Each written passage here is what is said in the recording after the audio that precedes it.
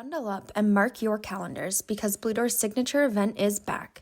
Join us on February 22nd for Blue Door's coldest night of the year Richmond Hill fundraising walk sponsored by Home Trust. This is more than just a 2 or 5 kilometer walk. It's a chance to come together and make a difference.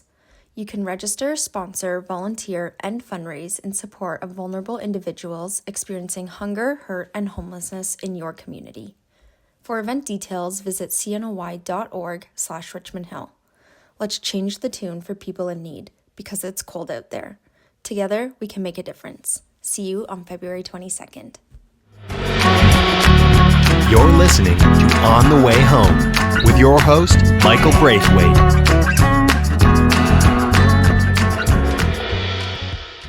Welcome, housers, to another episode of On the Way Home. I am your host, Michael Braithwaite, and I have the great pleasure of working at an incredible organization in the north of the GTA that operates in York, Durham, and Peel, and that is Blue Door. I work with a team of wonderful, 150 wonderful individuals doing life-saving, life-changing work, helping people on their housing journey, vulnerable individuals on their health journey, and also on their employment journey. They do it all. Check us out at bluedoor.ca to see all the things we're up to. Here's the other thing too. So for this podcast, we are so fortunate. There's so many people doing great work around the world, and we're always looking for new voices for people to chat with. So if that's you, you've got something to share that you think can help the sector, if you have challenges that you're working to overcome, if you're a lived expert, or if you know people, please reach out to me at michael.b@bluedoor.ca. Give us feedback on the podcast, drop a suggestion for a guest, or suggest yourself as a guest. We welcome that all the time. It's the only way we get better folks, and how we get, if you see someone who's doing great work, even if you've kind of seen them at a conference, you've read about them, we can do the legwork to get them on the pod. The whole idea around this podcast is sharing information and sharing the good things that are happening and giving you access to incredible people. And today, it's no exception, right? We have two veterans in this space. We have Ray Sullivan and Mel Willith from CHRA, and they're on the podcast today to talk about CHRA's Congress that's coming up in April of 2025. It's an incredible Congress. I think Ray said it was the 56th year of this, and it brings close to 600 people together from across the country, and sometimes outside of the country, from the US and Europe as well, and other parts of the world, to share what's working, what they're seeing in their parts of the world, how they've overcome challenges. We've got an incredible lineup of speakers, of presenters, of tours in Saskatoon, where it is this year. It's really, really reasonable to go, and inside of all the presenters and everything, just the people you get to connect with. And you know, at this time, and Ray talks about this, we're in a really, really precarious time. It's a tough time in housing. We've got a lot of fear and unknowns with provincial elections, federal elections coming up, the mention of tariffs that will hurt our economy, but of course, as always, hurt our most vulnerable even more so. You know, what's that all going to mean?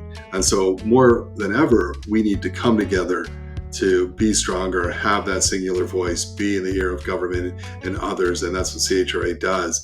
It does it so well at Congress and beyond. And we talk about Congress and all the ins and outs, who's going to be there, what to be excited about. We also talk about CHRA, all the great stuff that they're up to around formal education in housing. You can get that through the Chartered Institute of Housing Canada. There's a mentor-mentee program where you can link up with, if you're someone who is looking for a mentor to help you through some of these things in your growth. You could do that. Or if you're someone who wants to give back and can share your kind of knowledge and expertise, that program is incredible too. They do that and so much more. The focus, of course, of this podcast is around Congress 2025 in Saskatoon. It's going to be a great time. It's a full week of housing and housers, and talking about the intersection. Mel talks about one of the sessions being housing and homelessness.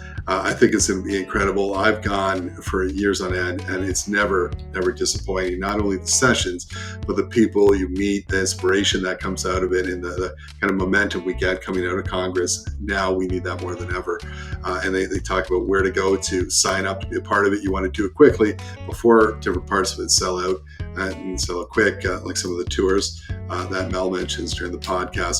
So without further ado, let's go to that conversation now.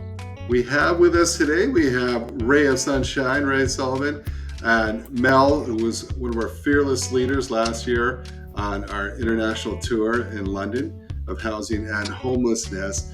Today we're going to talk about the CHRA Congress, but before we get to that, we always ask the question, both of these veterans have had a chance to do it once, and Ray quite a few times, so I'd like to see if his answer gets progressively better or more complex or still, I don't know.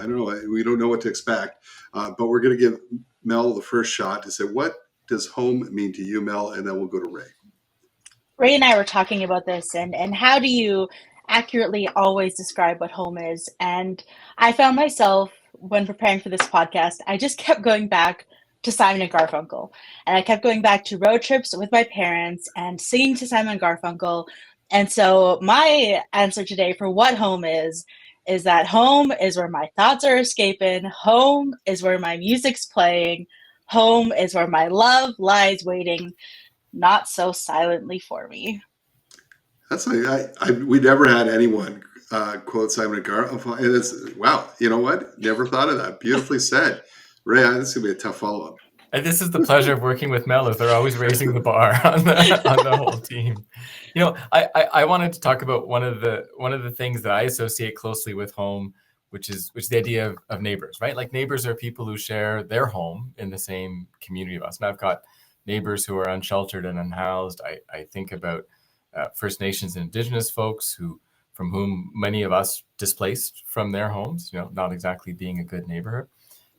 But what I've been thinking about lately with threats and insults coming across the border from the White House is how it feels like our home is under threat, and that idea of home for me is starting to take a more nationalist tinge, which is not a usual thing for me, but it starts to lead to home being about this territory and our neighbors who share this home with us, and how we pull together and look out for each other to protect our home. Something we should do all the time, but now it seems a bit in focus. Yeah, well said. And I think, when you say this, it's a little like work when you're looking at your, what makes your nation special, whatever it is, that kind of core values, hopefully that pull us all together, that we share, that make us a nation or make us a family or, make us a home too. I was thinking today, I did a podcast this morning with the group that, 90 Done, the social medicine building they did. Dr. Andrew Basari, Fred Victor, and United Way. It was really neat. So we're talking about home, but we're talking about, how the kind of opposite of a house is, it's all about the four walls, but home is where those walls can actually come down and you can be yourself, right? Like it's, we've asked this question a couple hundred times and still get some incredible answers. And both of you, that was great. But still, Simon and Garfunkel, fantastic. It was funny too. Keith Hambley was on this morning for Fred Victor, and before a couple of years back when he was on, I told him he's like the Gene Hackman of housing, right? Like no one works as hard as hardest working guy in housing, right? But then I was told by some younger people were like, "Who's Gene Hackman?" Who's Gene Hackman? I'm like, okay. So today we said he is the Nicole Kidman of housing now, right? Because he's everywhere, he's in everything, and he's quite good in everything he's in, right? He brings that. So anyways, there's that. You both have had really cool journeys into this work. You've been on the show before, but again, if people are tuning in for the first time, we've got two very special and talented individuals on this show. Ray, maybe we'll start with you, and then Mel, you could share your journey as well. Yeah, I've been lucky enough to work in nonprofit housing for 25 years now. And I was at a meeting where I was giving a little introduction. I said, since the last century, and someone corrected me and said, oh, that's actually the last millennium. I was like, oh, damn. but I went to my first CHRA Congress in 2009, and I've been able to go to almost all of them since then. And for those who are watching the video, I've got some of the posters from past congresses on the wall in my office behind me, except PEI. We haven't been to PEI in my memory, at least, Mel. We need to take care of that. But what a wonderful opportunity it has been to understand how my reality, with a career working in the Ottawa area, relates to the same kind of challenges that people across the country are tackling. And sometimes the same solutions are sometimes solutions that I'd never thought of, that I can bring home, work on with my peers. And having that national network that those CHRA congresses brings has been a really important part to my journey in housing. Yeah, and for me, I have not been in housing for 25 years. I mean, I've lived in a house for 25 years, but a bit more of a roundabout way, and found myself searching through nonprofit worlds, through working events and communications, working in group homes with kids, doing some frontline work with the unhoused population. I found myself back at school, found myself doing a master's, found myself teaching and loving all things education. And so kind of found my way to the housing sphere through an education route, through working and educating those on all things housing related. So it's been an interesting kind of route. I started at one point managing a grocery store. At one point I was, working at a summer camp, running a summer camp, and now I find myself here in one of the coolest positions where I get to take people like you to London and host amazing conferences and work with Ray. So it's been a great journey. Yeah, I always say leadership is leadership, right? Depending, you don't have to be necessarily an expert. And quite often, most people on this podcast think, come on, it's never an occupation, in grade 2 or 3 where you're like, I'm going to be in housing and home. It just isn't, right? It's not top of mind. You kind of fall into it through other social justice pieces or different things that are going on. I know even for myself, I was working for the Y, which is an incredible organization, but I really longed for this different sense of purpose too, where, when you're fundraising, you're like, I'm fundraising and it's important, but is it life or death, or is it really, that basic need? And with housing and homelessness, absolutely, right? And sadly, I think, we've been in this, Ray, you've been in it for a long time, and Mel, you've been doing a lot of different things, social good, but sadly, we're in a situation right now where things are probably at the worst they've ever been in the last, say 100 years. And despite all the incredible work being done across the country, these are the most challenging of times. We've got a provincial election in Ontario coming up, most likely, a federal election in the spring at some point, and changing focuses. Everyone's talking about housing, but different opinions on how we do things. And CHRA has always been that kind of mainstay, has been steady, has been the voice for the sector in the ear of government and those who will listen to make change happen. Tell me what's happening. First, for someone who might not know, and there's very few, what is CHRA and what's going on? What do you got? What are you both up to? What are some cool things you're working on there?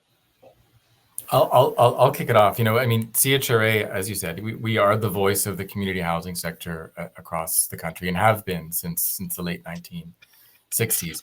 And, advocacy is a big part of what we do, obviously, but bringing people together to support them in their roles. And Mel's our senior manager of education, and they run a lot of these kind of programs. Maybe you could highlight some of the things that are active right now, Mel. Yeah, so we've got a really cool partnership with the Chartered Institute of Housing Canada. And so with them, we're running some different education streams for people who are wanting to get certified in their housing career, kind of level up their professionalization. We just launched our certificate program. Our diploma program is launching a new cohort in March, so that's pretty cool. We've got our HPMP program running right now. Michael is a mentor in that, was just sharing a bit about his experiences. And that cohort will be wrapping up in April, but we're going to be ramping up and recruiting for a new cohort starting again in April, so we can run it for next year. And one of the cool things that's come out of the cohort this year is one of the mentees who lives out east has actually started a book club, and that's going to be running not next week but the week after, but has taken the lead and has done all of the information and research to start a book club on housing books. We're starting with Carolyn Weitzman's book, of course. And then we've got some pretty cool webinars coming up and different ways to connect that way, learn that way. Perhaps the one I'm most excited about is looking at AI and artificial intelligence and how we can use it and how we should be afraid of it when it comes to housing and homelessness. Yeah, so cool. And I think what folks should know too, CHRA is always evolving, right? To the needs of change, different things. And you evolve with that to meet those needs as we talk about AI. The mentor program is huge. As we mentioned, a lot of people kind of fall into this and think, well, and there's not a lot of, you mentioned also a couple of important pieces there. There wasn't a lot of educational pieces where you could say, how do I learn more? It was, well, you learn it on the job. Right? But what if I wanted to go to school or if I wanted to take some courses? And there wasn't a lot of options. And so the Chartered Institute of Housing Canada, beautiful, that steps in. But also, how do I talk to someone who's been through this? Like not, what I would do, but what they did do and how to work some of the challenges that are in front of me and how do I plan for the future? And so the mentor program, matching mentees up with mentors who have that kind of experience, I think is so invaluable. It's such a great match. You hear a lot of positivity coming out of that. And I often tell people my journey, because I failed a lot. But I would have failed a lot more if I didn't have those people to reach out to say, well, what do I do? Especially, Ray, I don't know, but when you first come into a CEO executive, when you're reporting to a board, which is really weird, like a group of volunteers that I have now like 15 bosses, or how does this work? And it's not exact same. If you don't have those mentors to say, what do I do in this situation? How do I work through this? It can be really difficult. So CHRA fills those voids and has stepped up and constantly is looking at what are the pieces, which is very, very cool. And one of the things you do and do really well and is continuing to grow is your annual Congress. Now, you don't call it a conference, you call it Congress. Maybe you can speak to that. We have Congress 2025 coming up. What is it and what can we expect? One of the cool things about Congress 2025, I can't speak to why they call it Congress. That's before my time, but maybe Ray can. Something cool is it's happening in Saskatoon, which is the largest city in Saskatchewan, in case you didn't know that. It is home of Saskatoon berries. It's home of the beautiful North Saskatchewan River, which Ray keeps joking because I live in Edmonton that I should canoe to Congress this year instead of getting downriver. The downriver the whole way. You can experience, if we're going to keep on the music route, we can talk about how Gord Downie sang about it as being the Paris of the prairies and just experiencing those wheat fields and the beauty of it. So Congress is coming up. We're pretty excited about it, and it's happening in Saskatoon this year. Michael, you were talking about making mistakes and learning from mistakes, which I always say is where we learn more than we don't learn as much from our successes as we learn from our mistakes, and being able to share our mistakes is a great way to learn as well. And one of the things that I've been able to witness over the past couple of decades in the housing sector is that generational changeover too. When I got my start, I got to learn from people who made the mistakes that built our community housing sector in the 70s and in the 80s, and were very generous in teaching me and mentoring me in my career. And the CHRA Congress is one of the ways that we bring those things together. Those lessons from what worked, what didn't work, those connections with veterans who might be mentors in the sector, with our peers who are learning as we go. And I think that's a really important thing. And right now, you might be able to tell this is what's on my mind.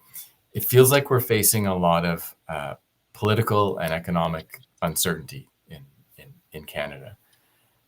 We'll be in the middle of an election when Congress happens in Saskatoon, likely at the end of April.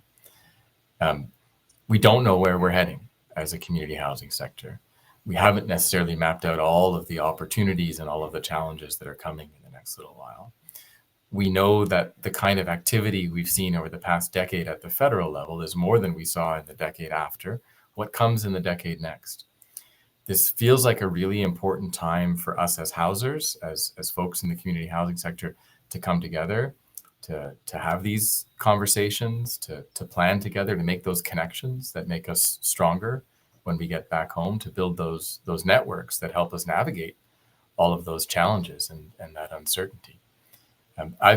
I've really enjoyed, going to CHRA Congress year after year when I was a member before I was on staff, and noticing that, one year there's a conversation sort of late at night in the bar, when people are speaking a little bit more freely and saying the things that they might be a little bit more afraid to say in front of an audience.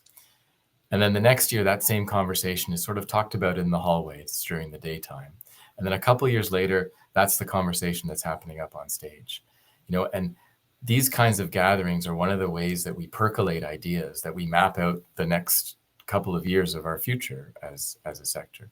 And it's not just about the formal programming, which Mel does a fantastic job of putting together for us. It's also about what happens when you're waiting in line for lunch. Not that the lineups are very long for lunch, but the lunch is delicious.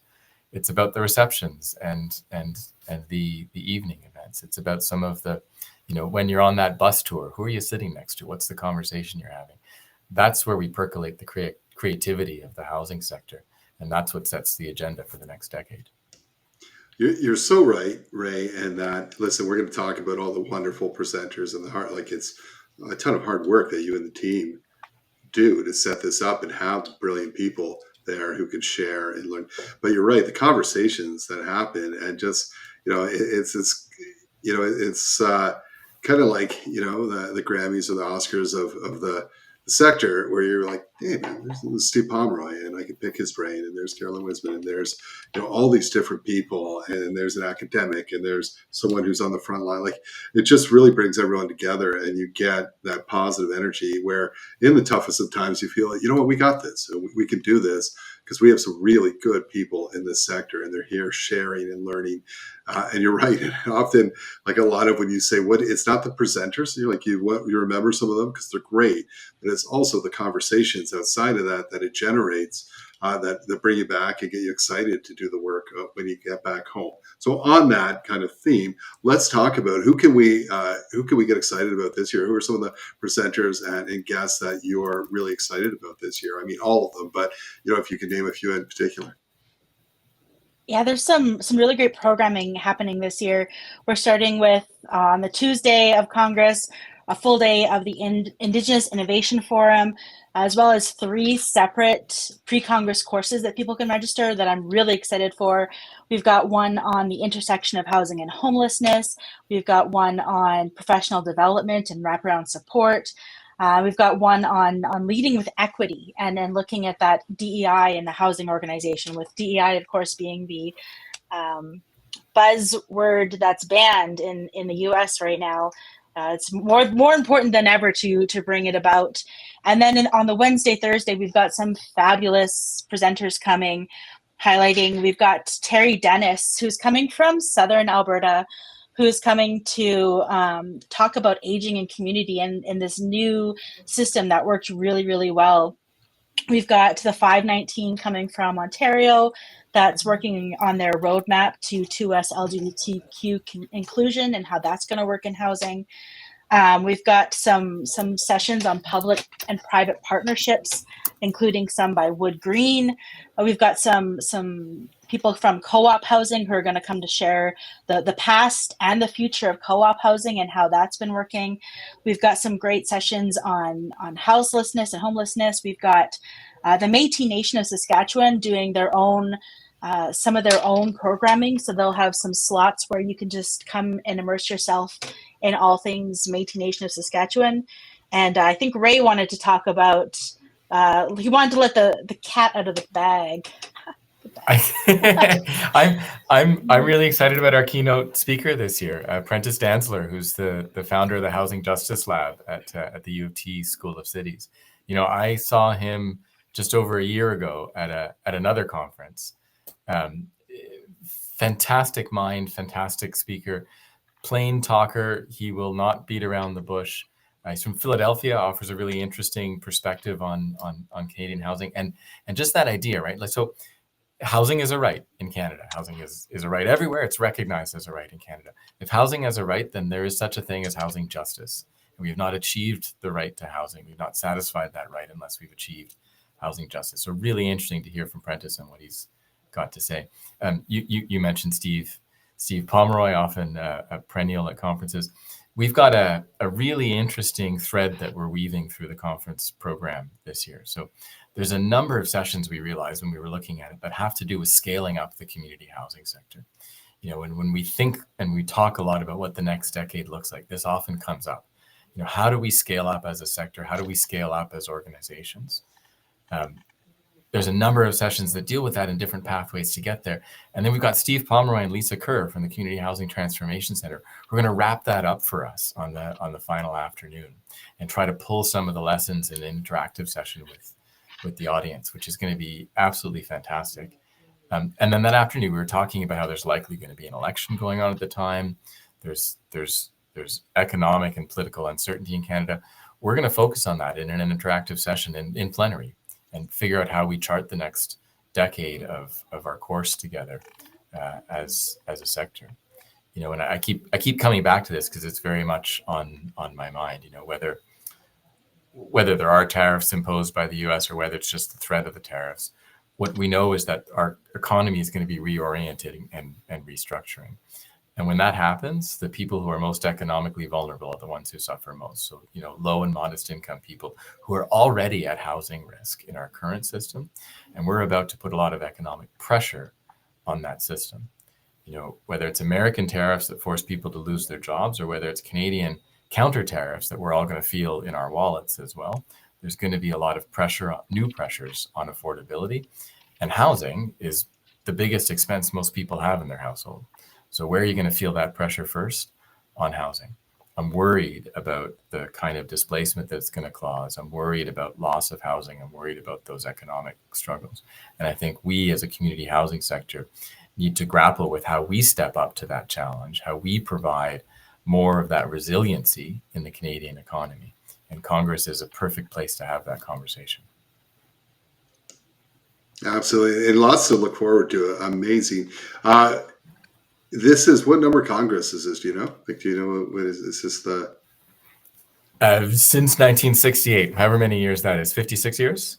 Yeah, 56. A year older than my older brother. That's how I can gauge. But 56. What's new this year? What's different? You talked about some of the tours that sell out really quick. And what are they? What can they look forward to? And why do they sell out so quick? We have a new slogan for Congress this year: a year older than Michael's brother. Oh man, you're going to sell it immediately. I think now you need to invite your brother, because we need to have him there, so we can honor him. And he is right? in the sector. He is in the sector. He does the work. So yeah, and he did live for a time in Saskatchewan. He was in North Battleford, the booming metropolis. So that's where he went to Saskatoon to get into the big city. But yeah, I think if that's the theme, he has to go. Right? It has to happen.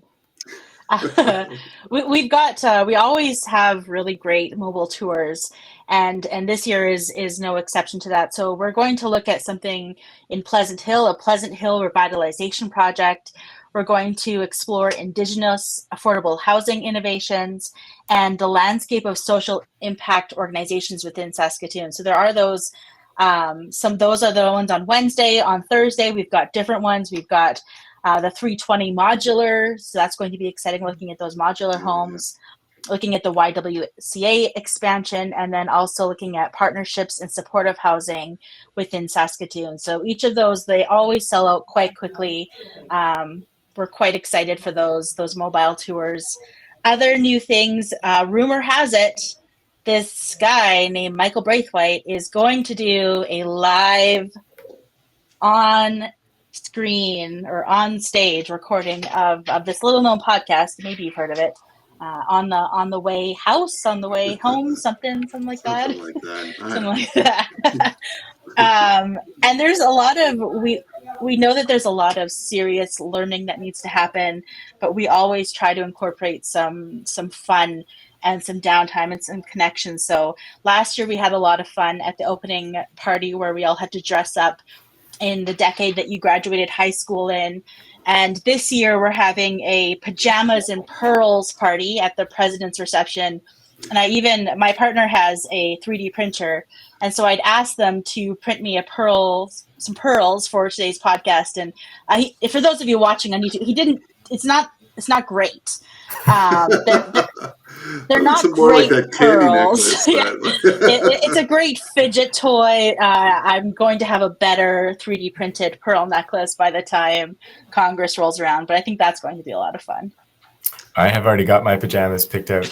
And Mel mentioned the fantastic partnership we have this year with the Métis Nation of Saskatchewan. And they're programming a series of sessions throughout the Congress on over and above Indigenous Innovation Forum.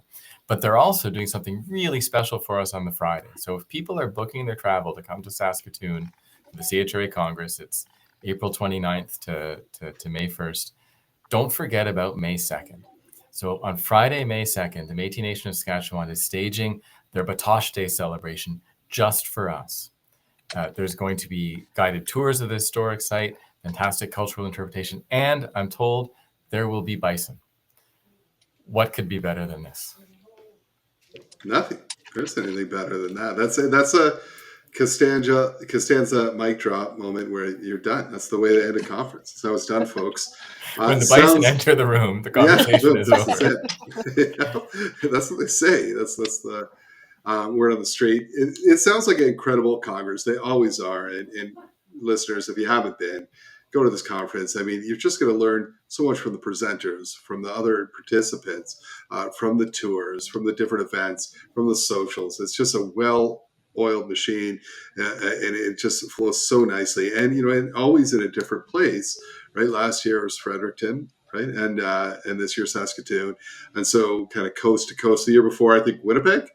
That's right. Right? Yeah, Winnipeg. So you're always you're going to a new spot where many of us haven't had that experience. You learn about what they're doing, some of the challenges there. It's incredible. So here's your chance to pitch to people. A couple sentences, your elevator pitch. Why should people come to Congress 2025? And what are your hopes and dreams for this coming Congress? What I increasingly love about the CHRA Congress is it's becoming a week-long Housers Festival. And there's the programming and the events that we put on, but there are other national networks and associations that have side events going on too. So everybody is there in one place. It is the perfect time to connect, to build those networks, to build those alliances, to make those connections that make us stronger Housers when we get home, to learn from each other what worked and what didn't work, to organize, support, and share with each other. Yeah, and to build on that, when we were having a team retreat recently, we want CHRA's goal to be hope and to be connection. And that's really what we're trying to do here at Congress. It's so easy to feel like we're living and working in silos when it comes to the community housing sector, because you can get disconnected from what's happening across the country, or it's easy just to see the problems that are in front of you and not realize that other people are having the same problems and maybe have some solutions that you hadn't thought of. So this is a great chance to have those connections and to meet those people. Also, I mean, if we're doing a plug, I'm going to be doing on the note of having fun, but also learning lots. On the final closing party, I'm going to do a little beer tasting learning session, use a little bit of my beer judge certification information to tell people about drinking beer and the ingredients involved. And then one last plug I would say is next year, Congress is in St. John's, Newfoundland. And you want to get to know people in Saskatoon so that when you get to Newfoundland and it comes to being screeched in, you already have those connections and you know those people and you can all do it together. Yeah, and you feel more comfortable about kissing the fish after them, right? I mean, exactly. It's just a little more comfort. And I can't wait for the beer tasting to learn more about beer, because that's what beer's all about. It's learning, right? Right, exactly. And bison. Bison, beer. Mel and Ray, CHRA. Boom. And this is going to be a good Congress. If people want to find out more, if they want to register, and you said a lot of the tours fill up fast. It fills up fast. You don't want to be left out. What is the process? How can they do that? Yeah, so visit the CHRA website, which is at chra.-achru. You can also just Google Canadian Housing and Renewal Association. and you'll see it there listed with our events. Yeah, as you said, a lot of the mobile tours, the add-on events, they sell out pretty fast. So people want to get in there soon, and we'll see you in Saskatoon. Now, let me ask you, is it only for members? I know the answer, but it's for everyone. Absolutely everyone who's interested in or working in the community housing sector. There's room for you within CHRA. But wait a second. I mentioned members. What is that all about? Membership at CHRA? Well, members get a discount on events like the CHRA Congress, and members get access to other events that aren't open to non-members. And you mentioned our international study tour, for example, which is going to Helsinki this coming September to learn about the amazing work. Then you've had Juha Kahila, I think, on your show as well, talking about the work that they've done there. And membership gives you that access to this network, this movement that we're building at CHRA, and supports our work. So we want to see you in Saskatoon, and we want to see you in CHRA as well. Yeah, absolutely. And I'll tell folks this. I mean, we are stronger together than we are apart. Government has a lot of voices in its ear, but if it has one big, strong one repeating a common message that helps us all, and that's exactly what the membership at CHRA does through the amazing staff team there. They're small but mighty, is really be that voice for the sector, and numerous examples of when they've helped change policy, get actions taken, get things in budgets, and really pushed us forward. But we can't do that without a growing membership. So listen, folks, if you're listening, go to Congress, sign up as a member. It's not expensive. It's very, very fair, and a huge value for yourself and your organization. Ray and Mel, thank you so much for all you do for the sector, for taking time out of your busy schedules to join us today, and looking so forward to seeing you at Congress. Thanks so much, Michael. Thank you. You're listening to On the Way Home with your host, Michael Braithwaite.